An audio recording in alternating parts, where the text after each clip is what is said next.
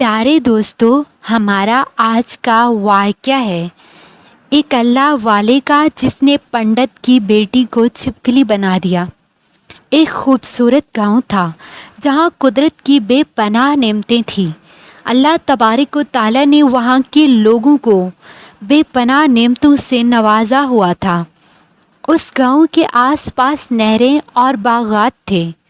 پوری کی پوری بستی بے پناہ دولت مند تھی، سوائے چند مسلمان گھروں کے۔ وہ لوگ اپنی دولت پر بڑا غرور کرتے تھے۔ اس بستی میں زیادہ تر کافر لوگ تھے اور مسلمانوں کی تعداد بہت کم تھی۔ اس بستی کا سردار ایک پنڈت تھا۔ اس کی اکلوتی بیٹی تھی۔ وہ اپنی بیٹی سے بے پناہ محبت کرتا تھا۔ وہ بیٹی بے پناہ انا پرست اور مغرور تھی اور اپنے آپ کو بہت اونچا سمجھتی تھی۔ وہاں پر غریب لوگ صرف مسلمان تھے۔ تمام کافر ایک دوسرے کی مدد کرتے مگر مسلمانوں کو دیکھنے والا کوئی نہ تھا۔ پنڈت کی وہ بیٹی کالا جادو کر کے غریبوں کو جانور بنا دیا کرتی تھی۔ تمام مسلمان اس سے بہت زیادہ تنگ ہو گئے تھے۔ وہ لوگوں کو غلام بناتی، انہیں مزدور بناتی، اور اگر ان میں سے کوئی اس کی بات نہ مانتا تو وہ کالا جادو کر کے ان کو جانور بنا کر اپنے اشاروں پر نچواتی تھی۔ اس بستی میں اکا دکا مسلمان تھے جن کا کوئی پرسان حال نہ تھا۔ جب پنڈت کی بیٹی کا ظلم حد سے زیادہ بڑھ گیا تو مسلمانوں میں سے ایک بوڑھے شخص نے اللہ تبارک و تعالیٰ سے گڑ گڑا کر دعا کی کہ اے رب کریم، ہماری جو چند ایک نسلیں یہاں پر بچی ہیں ان کو تو بچا لے۔ اس پنڈت کی بیٹی نے اے اللہ ہمارا جینا مشکل کر دیا ہے۔ ہمارا کوئی مسیحا نہیں، نہ ہی ہمارے پاس کوئی دولت ہے اور نہ ہی ہمارے پاس جسمانی طاقت ہے۔ اے اللہ ہمارے لیے ایسا مسیحا بھیج جو نہ صرف طاقتور ہو بلکہ اس جادوگرنی کو بھی ہرا دے۔ اللہ تبارک و تعالیٰ نے اس بوڑھے بزرگ کی دعا قبول فرمائی اور یوں اللہ تعالیٰ نے اس جگہ ایک اللہ والے کو بھیج دیا۔ وہ اللہ والا یوں ہی اس بستی میں داخل نہ ہوا بلکہ ایک دن کچھ عجیب و غریب واقعہ ہوا۔ ایک دن پنڈت سیر کرنے کے لیے جنگل کی طرف نکلا۔ بڑی شان سے وہ سفر کرتا جا رہا تھا کہ اچانک ایک زہریلا سانپ اس کے سامنے آ گیا۔ اگر وہ پنڈت چاہتا تو وہ اس سانپ کو اپنے عمل سے ختم کر سکتا تھا، لیکن وہ سانپ بہت زیادہ طاقتور تھا۔ اس زہریلے سانپ نے اس کے قریب آ کر اس کو ڈس لیا۔ اس کے جو غلام تھے وہ فوری طور پر اپنے سردار کو گھر لے آئے۔ اس لڑکی نے اپنے باپ کی جب یہ حالت دیکھی تو ملک کے بڑے بڑے طبیب اور حکیم بلائے گئے اور وہ سبھی اپنے اپنے ہنر میں بہت ہی ماہر تھے، لیکن یہ بھی بہت عجیب بات تھی کہ وہ بہت سی کوششوں کے باوجود زہر نکالنے میں ناکام رہے۔ زہر تیزی کے ساتھ پنڈت کے جسم میں پھیلتا جا رہا تھا۔ کوئی بھی اس زہر کو نکالنے میں کامیاب نہ ہو سکا۔ وہ خود بھی اتنا بڑا عامل تھا مگر اس کے باوجود اپنا علاج نہیں کر پا رہا تھا۔ اس وقت اس گاؤں میں ایک درویش کی آمد ہوئی۔ درویش کو اللہ تعالیٰ نے اس مقصد کے لیے ہی بھیجا تھا۔ درویش نے پنڈت کے دروازے کو کھٹکھٹایا۔ بڑے بڑے درباری کھڑے ہوئے تھے۔ انہوں نے درویش سے کہا، فقیر آپ کس سے ملنے آئے ہو؟ اس درویش نے کہا، یہاں کے سردار کو سانپ نے ڈس لیا ہے۔ وہ کہنے لگے، تمہیں کیسے معلوم؟ تم نے تو ہمیں کبھی دیکھا ہی نہیں، تم تو ہمیں اجنبی لگ رہے ہو اور اس پنڈت کا کوئی علاج بھی نہیں کر پا رہا۔ درباریوں نے کہا، اے فقیر تم کون ہو اور کیوں آئے ہو یہاں پہ؟ تو فقیر نے کہا، میں حکیم ہوں، میں پنڈت کا علاج کرنے کے لیے آیا ہوں۔ ان درباریوں نے جب فقیر کی یہ حالت دیکھی تو زور زور سے ہنسنے لگے، کیونکہ آپ نے پھٹے پرانے کپڑے پہنے ہوئے تھے اور حلیے سے غریب لگ رہے تھے۔ درباریوں نے کہا، اے فقیر، تم اتنے بڑے سردار کا علاج کرو گے؟ ملک کے بڑے بڑے طبیب اور حکیم بلائے گئے، پیسوں کی کوئی کمی نہیں ہمارے سردار کو۔ درویش نے کہا، اگر تم چاہتے ہو کہ تمہارے سردار کی جان بچ جائے تو پھر مجھے اندر آنے دو۔ غلام کہنے لگے، ہم اندر سے اجازت لے کر آتے ہیں۔ وہ اندر آئے اور پنڈت کی بیٹی سے کہا، مالکن، باہر ایک غریب شخص آیا ہے، حلیے سے تو فقیر لگتا ہے لیکن کہتا ہے میں پنڈت کا علاج کروں گا۔ زہر جو پنڈت کے جسم میں تیزی سے پھیلتا جا رہا ہے اس کو نکال کر پھینک دوں گا۔ وہ بیٹی کہنے لگی، ٹھیک ہے، اسے اندر بلاؤ۔ جب فقیر اس گھر میں آیا تو فقیر نے دیکھا پنڈت زہر کے اثر سے تڑپ رہا ہے اور اپنی ٹانگ کو بار بار بستر پر پٹک رہا ہے۔ وہ درویش پنڈت کے پیر کی جانب آیا جہاں سانپ نے کاٹا تھا۔ اس جگہ پر اس اللہ والے نے تھوک دیا اور فوری طور پر وہاں سے بھاگ گیا۔ پنڈت کی بیٹی اور پنڈت کے سارے ساتھی حیران ہوئے کہ یہ کون دیوانہ تھا کہ کمرے میں آیا اور اس جگہ پر تھوک کر بھاگ گیا جس جگہ پر سانپ نے کاٹا تھا، اور تو اور اس کو کوئی پکڑ بھی نہ سکا۔ پنڈت کی بیٹی تو غصے سے پاگل ہو گئی اور کہنے لگی، یہ تو بے ادبی ہے، اس نے گستاخی کی ہے میرے بابا کی شان میں۔ لیکن کوئی بات نہیں، تم لوگ تھوک صاف کرو، میں ابھی اپنے عمل سے اسے جانور بنا دیتی ہوں۔ درباری نے جیسے ہی اس کی تھوک صاف کرنے کے لیے رومال پکڑا اور پنڈت کی زہر سے نیلی ہوئی ٹانگ کو صاف کرنے لگا تو وہ حیران ہوتے ہوئے رک گیا۔ اس نے انگلی سے تھوک کو سانپ کے ڈسے سے اچھی طرح مل دیا۔ یہ دیکھ کر پنڈت کی بیٹی کو غصہ آ گیا۔ وہ کہنے لگی، آپ کیا کر رہے ہو؟ اس دیوانے نے میرے باپ کی ٹانگ پر تھوک دیا اور آپ اس تھوک کو مل رہے ہو۔ اس نے ہاتھ کے اشارے سے پنڈت کی بیٹی کو روک دیا اور کہا، ابھی تھوڑی دیر کے لیے رک جاؤ۔ جیسے ہی اس تھوک کو پنڈت کی ٹانگ پر مل گیا تو زہر کا اثر فوری طور پر ختم ہو گیا۔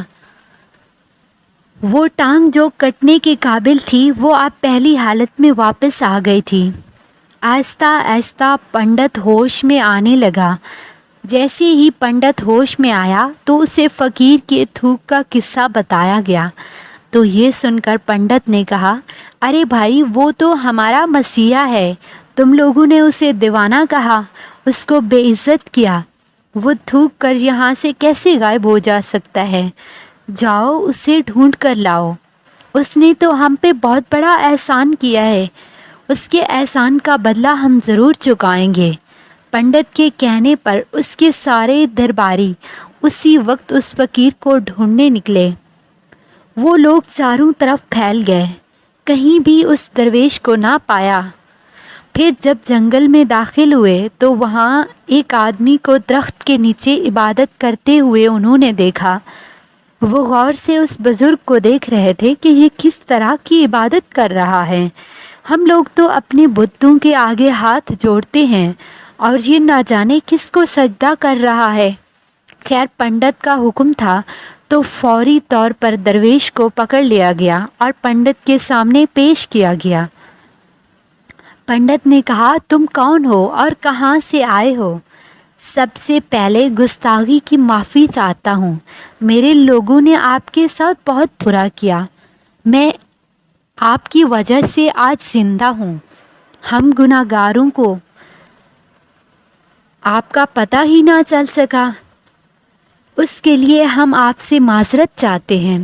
آپ سے درخواست کرتا ہوں کہ آپ میری طرف سے قیمتی لباس اور یہ عربی گھوڑا قبول کیجیے۔ فقیر نے مسکرا کر پنڈت کی طرف دیکھا اور کہنے لگا، یہ گھوڑا اور لباس تو بہت قیمتی ہے، میں یہ قیمتی لباس پہن کر گھوڑے کے لیے گھاس کاٹوں گا تو کیا اچھا لگوں گا؟ پنڈت نے کہا، آپ فکر نہ کریں، گھوڑے کے ساتھ ساتھ نوکر چاکر آپ کو دیے جائیں گے۔ درویش بولا، اتنا مال و دولت اور ملازموں کے ساتھ میں اپنی رہائش گاہ میں اکیلا رہوں گا؟ پنڈت بولا، حضور آپ پریشان نہ ہوں، یہ میری بیٹی ہے، آپ کے سامنے ہے۔ بیٹی حیرت سے باپ کو دیکھ رہی تھی کہ میرا باپ کیا کہنے والا ہے۔ پنڈت نے کہا، میری بیٹی جس کو آپ نے ابھی دیکھا ہے، اس کی شادی آپ سے کر دی جائے گی، مگر میری ایک شرط ہے۔ جو کچھ بھی آپ کو میں دے رہا ہوں اس کے لیے آپ کو اپنا مذہب چھوڑنا ہوگا۔ میرے خاص ملازموں نے آپ کو عبادت کرتے ہوئے دیکھا ہے، اور جہاں تک ہماری معلومات ہے ہم تو بتوں کے آگے سجدہ کرتے ہیں، اور ہم اپنی ان مورتیوں کی عبادت کرتے ہیں، اور جس کو آپ سجدہ کر رہے تھے وہ تو خدا ہے، یعنی آپ مسلمان ہیں۔